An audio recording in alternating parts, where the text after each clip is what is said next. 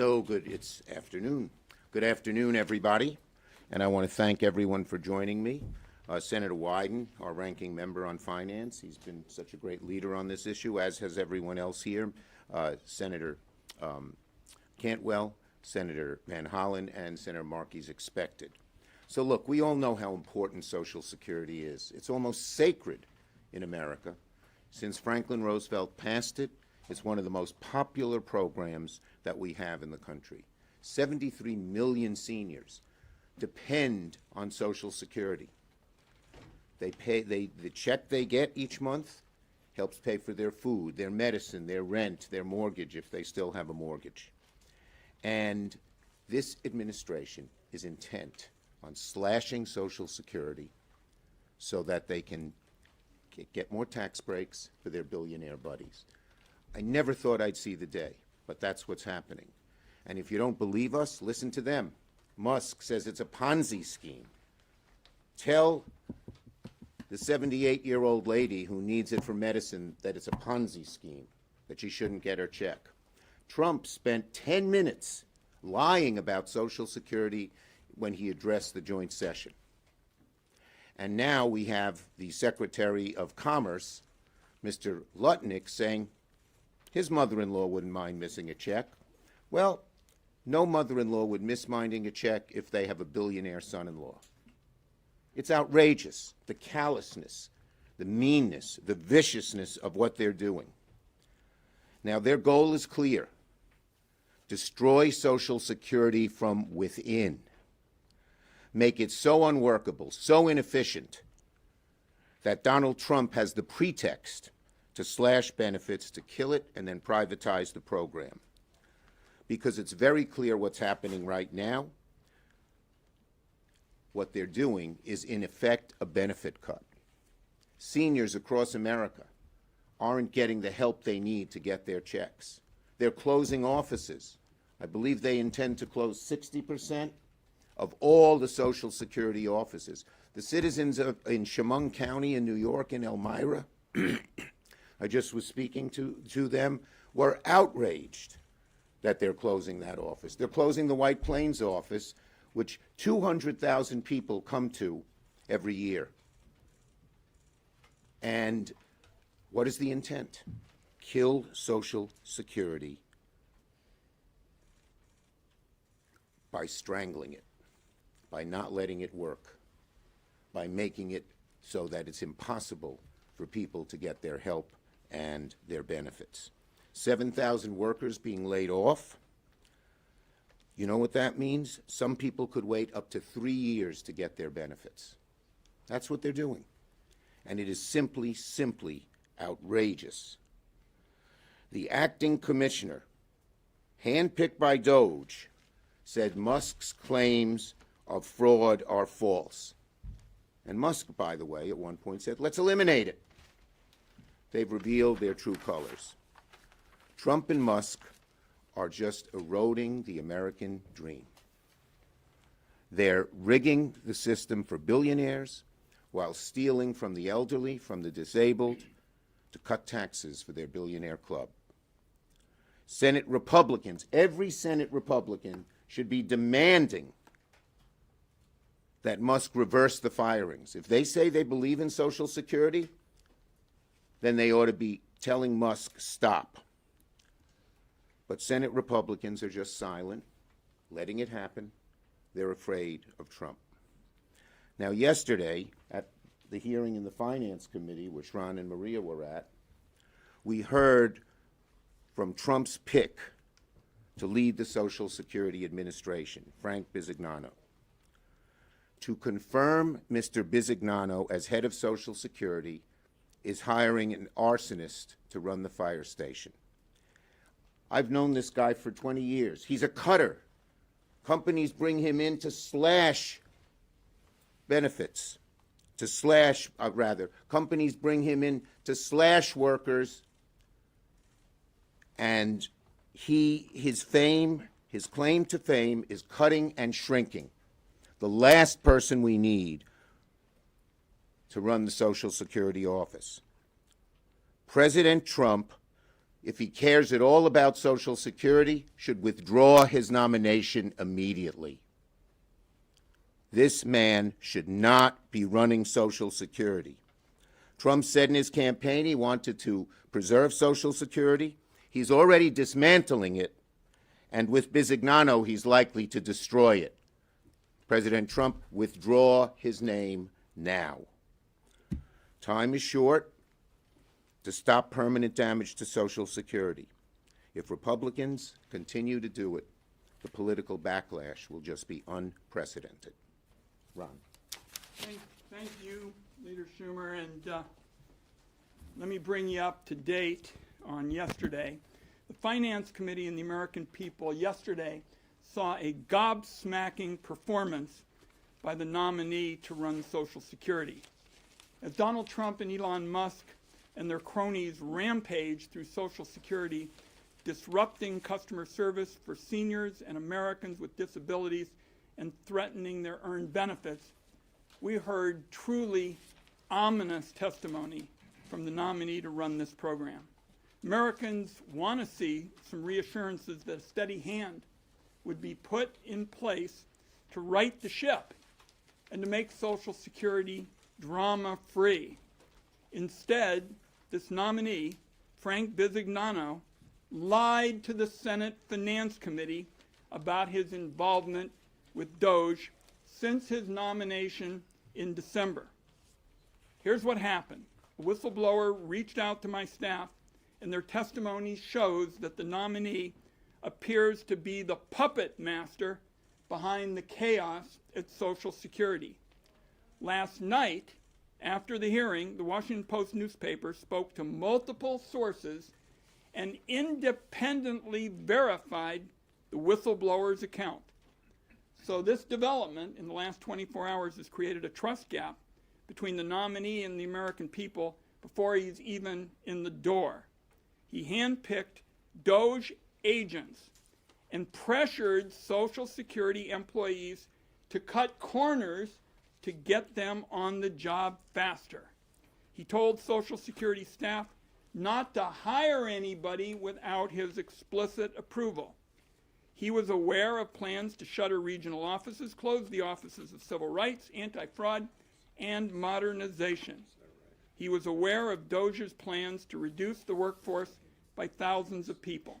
He was also aware of sweeping personal data that DOGE agents were requesting, and that those requests flew in the face of privacy law and agency safeguards to ensure Americans' most valuable personal information is protected.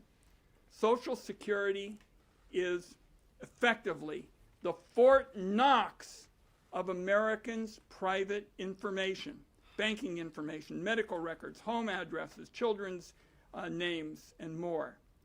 It is still not completely clear what information DOGE has access to and what they are doing with it.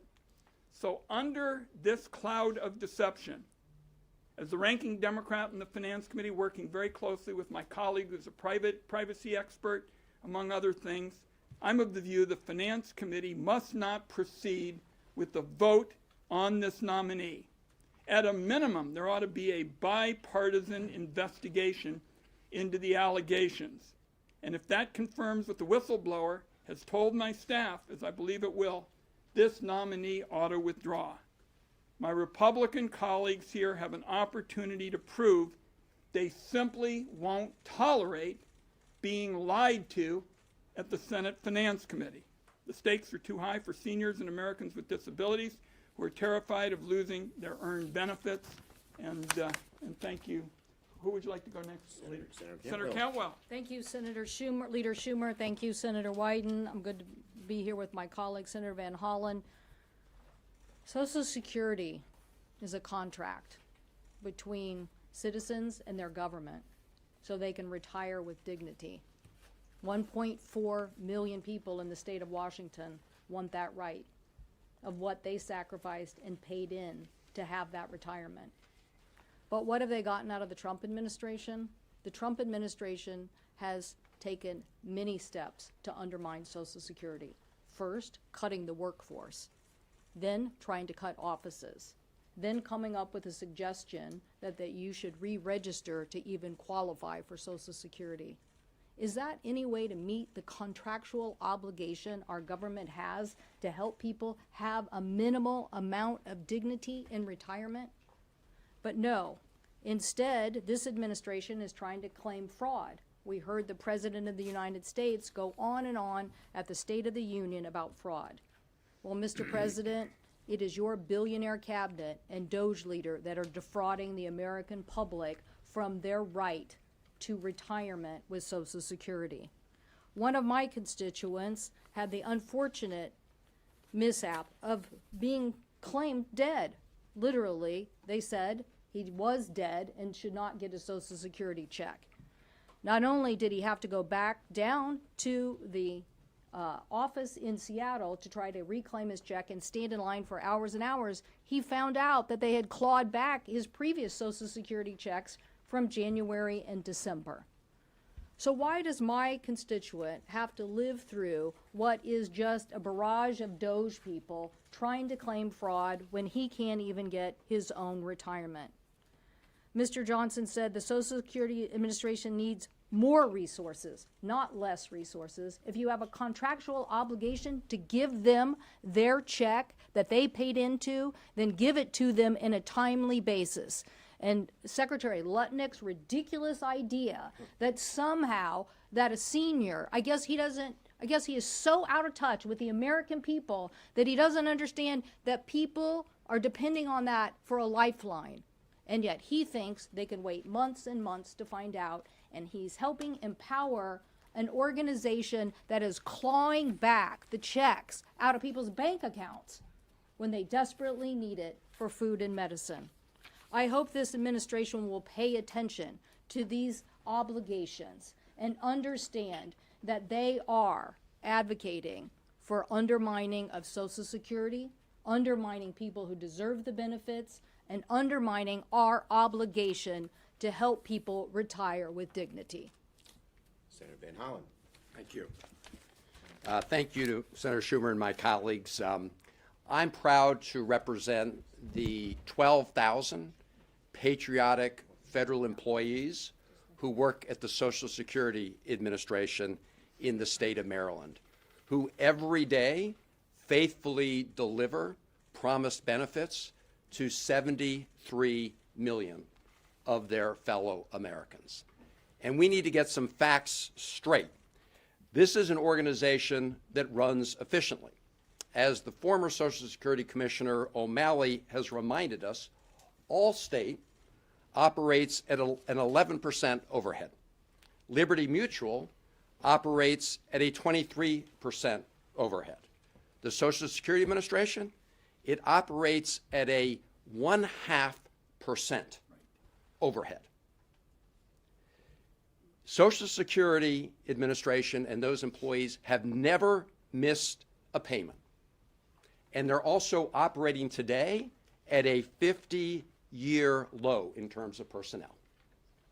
So this has nothing to do with government efficiency. This has everything to do with the most corrupt bargain in American history. Elon Musk spent $280 million to elect Donald Trump, and Donald Trump has installed Elon Musk in the cockpit of our government to rig the government for people like Elon Musk, people who are already rich and already powerful, and to do that at everybody else's expense. We're also seeing, as my colleague said, other billionaire members of the cabinet saying things like, Americans wouldn't miss their Social Security payment unless they were fraudsters. Right. Well, say that to the 73 million Americans who do depend, so many of them, on that Social Security check. And Elon Musk, we have news for him. Social Security is not a Ponzi scheme. It's a promise. It's a promise the American people have made, and someone needs to remind the President of the United States about that. Because as Senator Schumer said, he came before a joint session of Congress and just lied and lied about it. So what are they up to? They are working to sabotage Social Security from the inside. They are trying to eat at its heart and its brain. First of all, they are seizing that personal data. Fortunately, we have a federal judge that's put a temporary freeze on it. But what are they doing at the Social Security Administration? Well, first they shut down the phone lines. You know, I don't know what Elon Musk thinks. I know he's an AI whiz and a tech whiz, but there are a lot of Americans, millions of Americans, who depend on using the phone to connect with the Social Security Administration for questions.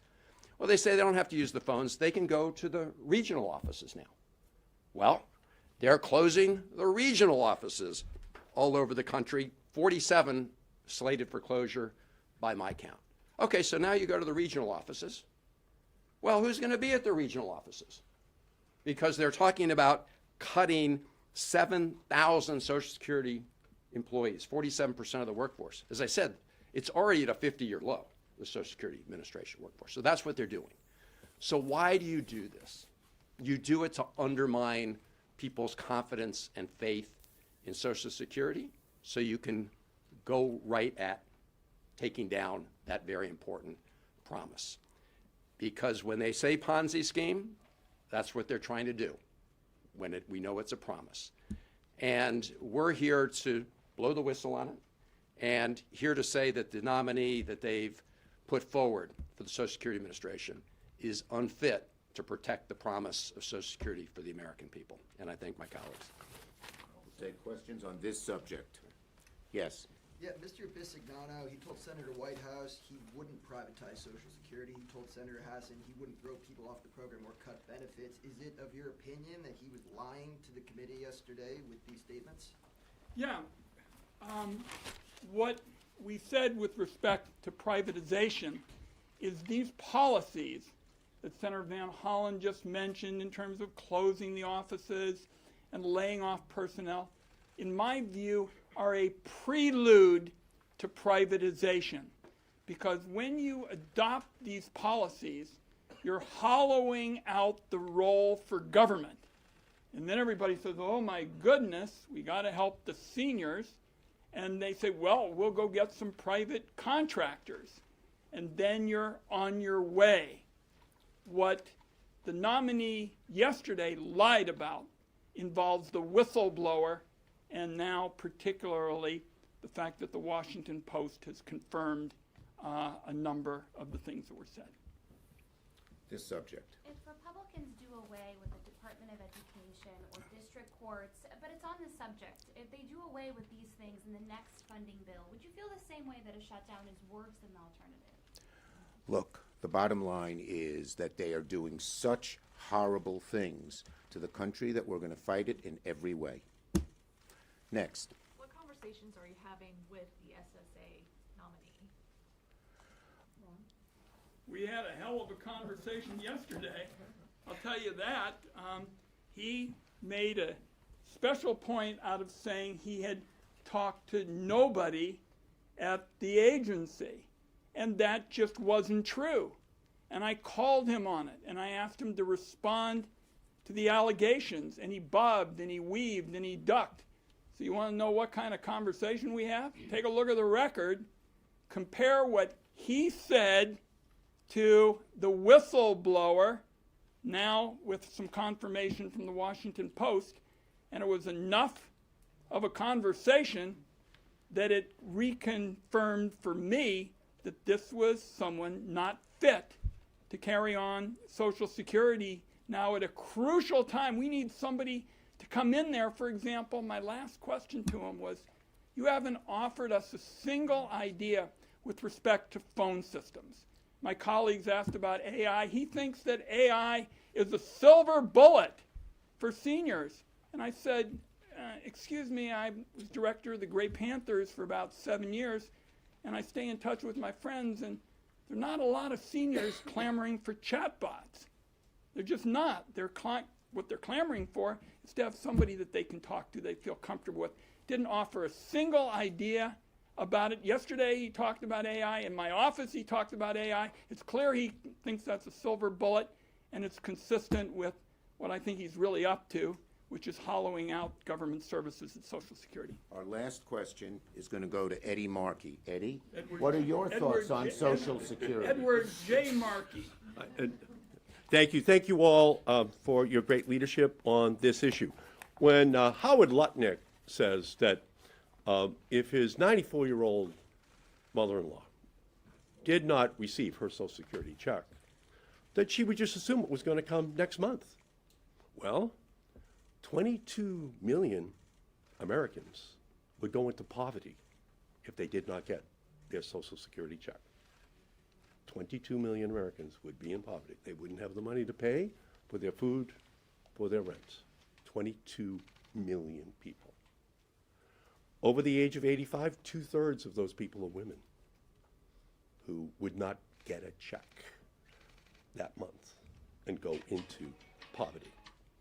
So one old guy, he said to me, you know, he said, people think because we're old, we're stupid. We're not stupid. We know the GOP stands for Get Old People, and we know that's what they're trying to do to Social Security and to Medicaid and to Medicare. Okay, so that's where we are, and we're going to fight. We're going to fight to protect that hard-earned benefit for every one of the 72 million Americans that depend upon it every single month. So thank you, Chuck. Thanks, everybody. Mr. Leader, one more on your letter about Signal, about the Signal chat.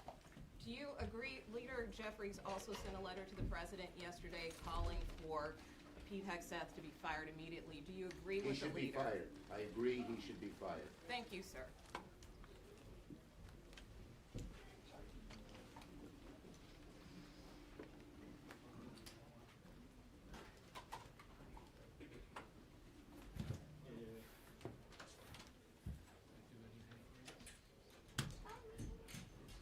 Oh, you? Too many copies? That's mine. Yes, Tony. I'm Tony too. You did it again. Oh, it's Tony's battery. Oh my God. You know, I'm just the worst. Can't get anything right. Not when you have two Tonys on board.